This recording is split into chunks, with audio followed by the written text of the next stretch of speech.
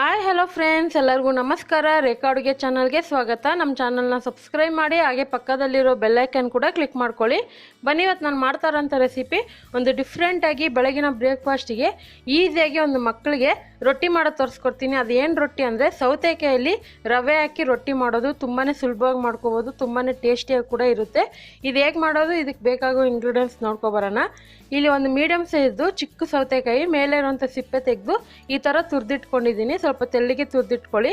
ಒಂದು ಅರ್ಧ ಕಪ್ ಅಕ್ಕಿ ಹಿಟ್ಟು, ಅರ್ಧ ಕಪ್ ಉಪ್ಪಿಟ್ಟಿನ ರವೆ ಅಂದರೆ ಬಾಂಬೆ ರವೆ ತಗೊಂಡಿದ್ದೀನಿ. ಒಂದು ಈರುಳ್ಳಿ ಚಿಕ್ಕ ಚಿಕ್ಕದಾಗಿ ಕಟ್ ಮಾಡಿ ಇಟ್ಟಿದ್ದೀನಿ. ಸ್ವಲ್ಪ ಕರಿಬೇವು ಕಟ್ ಮಾಡಿ ಇಟ್ಕೊಂಡಿದ್ದೀನಿ. ಒಂದು ಹಸಿರು ಮೆಣಸಿನ್ಕಾಯಿನ ಚಿಕ್ಕ ಚಿಕ್ಕದಾಗಿ ಕಟ್ ಮಾಡಿ ಇಟ್ಕೊಂಡಿದ್ದೀನಿ.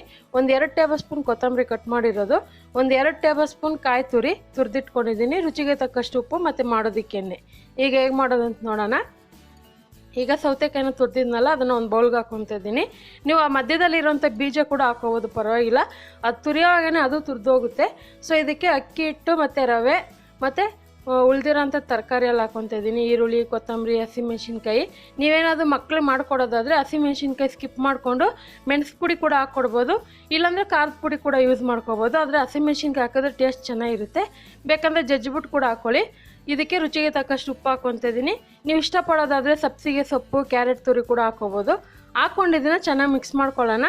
ಇದಕ್ಕೆ ನೀರೇನು ಬೇಕಾಗೋದಿಲ್ಲ, ಅದರಲ್ಲೇ ಸೌತೆಕಾಯಲ್ಲಿ ನೀರಿನ ಅಂಶ ಇರುತ್ತಲ್ಲ, ಅದೇ ಸಾಕು. ಈಗ ಇದನ್ನು ಸಾಫ್ಟಾಗಿ ಕಲಸಿಟ್ಕೊಂಡಿದ್ದೀನಿ. ಒಂದು 5 ನಿಮಿಷ ಆಗೇ ಬಿಡ್ತೀನಿ, ಯಾಕಂದರೆ ರವೆ ಹಾಕಿರೋದ್ರಿಂದ ಅದು ನೆನಿಬೇಕು. ಇವಾಗ ನಾನು ನೋಡಿ ಕಲಸಿಟ್ಟಿದ್ನೆಲ್ಲ ರೆಡಿಯಾಗಿದೆ. ಸೊ ಇವತ್ತು ನಾನು ರೊಟ್ಟಿ ತಟ್ಟಕ್ಕೆ ಬಟರ್ ಪೇಪರ್ ಯೂಸ್ ಮಾಡ್ತಾಯಿದ್ದೀನಿ. ನಿಮ್ಮ ಹತ್ರ ಇಲ್ಲಾಂದರೆ ನಾರ್ಮಲ್ ಪ್ಲಾಸ್ಟಿಕ್ ಕವರ್ ಇಲ್ಲಾಂದರೆ ಆಯಿಲ್ ಕವರ್ ಯೂಸ್ ಮಾಡ್ಕೊಳ್ಳಿ. ಇಲ್ಲಾಂದರೆ ನೀವು ಡೈರೆಕ್ಟಾಗಿ ಹೆಂಚ ಮೇಲೆ ಕೂಡ ತಟ್ಕೋಬೋದು. ಅಂದರೆ ರೊಟ್ಟಿ ತಟ್ಟಿ ಹಾಗೆ ಫ್ರೈ ಮಾಡ್ಕೋಬೋದು, ಚಿಕ್ಕ ಚಿಕ್ಕದಾಗಿ ಆಗುತ್ತೆ. ಸೊ ಈ ಥರ ಬಟರ್ ಪೇಪರ್ ಇದ್ದರೆ ಪರವಾಗಿಲ್ಲ, ಮತ್ತು ಆಯಿಲ್ ಕವರ್ ಕೂಡ ಯೂಸ್ ಮಾಡ್ಕೊಳ್ಳಿ. ಹಾಕ್ಕೊಂಡು ಒಂದು ಮೀಡಿಯಮಾಗಿ ಉಂಡೆ ತಗೊತಾ ಇದ್ದೀನಿ. ಇದನ್ನು ತೀರಾ ತೆಳ್ಳಗೆ ದೊಡ್ಡದಾಗಿ ಮಾಡೋಕ್ಕೆ ಹೋಗಬೇಡಿ, ಒಂದು ಮೀಡಿಯಮಾಗಿ ಮಾಡ್ಕೊಳ್ಳಿ, ಚಿಕ್ಕ ಚಿಕ್ಕದಾಗಿ ಮಾಡ್ಕೊಳ್ಳಿ. ಯಾಕಂದರೆ ಸೌತೆಕಾಯಿ ಹಾಕಿರೋದ್ರಿಂದ ಅದು ಜಾಸ್ತಿ ಇದಾಗೋಗುತ್ತೆ, ತೆಳ್ಳಗಾದರೆ ಸರಿಯಾಗಿ ಬರೋಲ್ಲ. ಅದಕ್ಕೋಸ್ಕರನೇ ಅದೇ ಟೈಮಿಗೆ ಹೆಂಚು ಕಾಯಕ್ಕೆ ಇಟ್ಕೊಂಡಿದ್ದೆ. ಸೊ ಹೆಂಚು ಕೂಡ ಕಾದಿದೆ. ಇವಾಗ ಇದನ್ನು ಹಾಕ್ಕೊತಾ ಇದ್ದೀನಿ. ಹಾಕ್ಕೊಂಡು ಮೇಲೆ ಇರೋಂಥ ಪೇಪರ್ ಎತ್ತಿದ್ದೀನಿ. ಸೊ ನೀವು ಆಯಿಲ್ ಕವರಲ್ಲಿ ಯೂಸ್ ಮಾಡೋದಾದರೆ ಕೂಡ ಅದೇ ಥರನೇ ಮಾಡ್ಕೊಳ್ಳಿ, ಅದೇ ತಕ್ಷಣವೇ ತೆಗಿಬೇಕು. ನೋಡಿ, ಇವಾಗ ಇದಕ್ಕೆ ಎಣ್ಣೆ ಹಾಕ್ಕೊಂಡು 2 ಕಡೆನೂ ಮಿನಿಮಮ್ ಒಂದು 2 ರಿಂದ 3 ನಿಮಿಷ ಕಡಿಮೆ ಊರಿನಲ್ಲೇ ಬೇಯಿಸ್ಕೊಳ್ಳಿ. ಯಾಕಂದರೆ ರವೆ ಹಾಕಿರೋದ್ರಿಂದ ಸ್ವಲ್ಪ ಬೇಯೋದಕ್ಕೆ ಟೈಮ್ ತಗೊಳುತ್ತೆ. ತುಂಬಾ ಟೇಸ್ಟಿಯಾಗಿರುತ್ತೆ. ಮತ್ತು ಒಂದು ಈಟ್ ಮೈ ಇರೋರಿಗೆ ಇದಂತೂ ಮಾಡಿಕೊಡಿ, ತುಂಬ ದೇಹಕ್ಕೆ ಕೂಡ ತಂಪು ಅಂತ ಹೇಳ್ಬೋದು.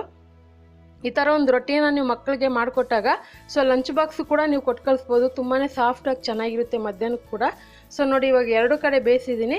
ಈ ರೊಟ್ಟಿಗೆ ಕಾಂಬಿನೇಷನ್ನು ಕಾಯಿ ಚಟ್ನಿ ಇಲ್ಲಾಂದರೆ ಚಟ್ನಿ ಪುಡಿ ಸೂಪರಾಗಿರುತ್ತೆ. ಖಂಡಿತ ಇವತ್ತು ಮಾಡಿರೋಂಥ ಸೌತೆಕಾಯಿ ರೊಟ್ಟಿ ನಿಮಗೆಲ್ಲ ಇಷ್ಟ ಆಗಿದ್ರೆ ನೀವು ಕೂಡ ಟ್ರೈ ಮಾಡಿ, ಹೇಗೆ ಬಂತು ಅಂತ ಕಮೆಂಟ್ ಮಾಡಿ. ಮತ್ತಷ್ಟು ಈಸಿ ರೆಸಿಪಿಗೋಸ್ಕರ ರೇಖಾ ಅಡುಗೆ ಚಾನಲ್ನ ಸಬ್ಸ್ಕ್ರೈಬ್ ಮಾಡಿ, ಶೇರ್ ಮಾಡಿ, ಲೈಕ್ ಮಾಡಿ. ಎಲ್ಲರಿಗೂ ಧನ್ಯವಾದಗಳು.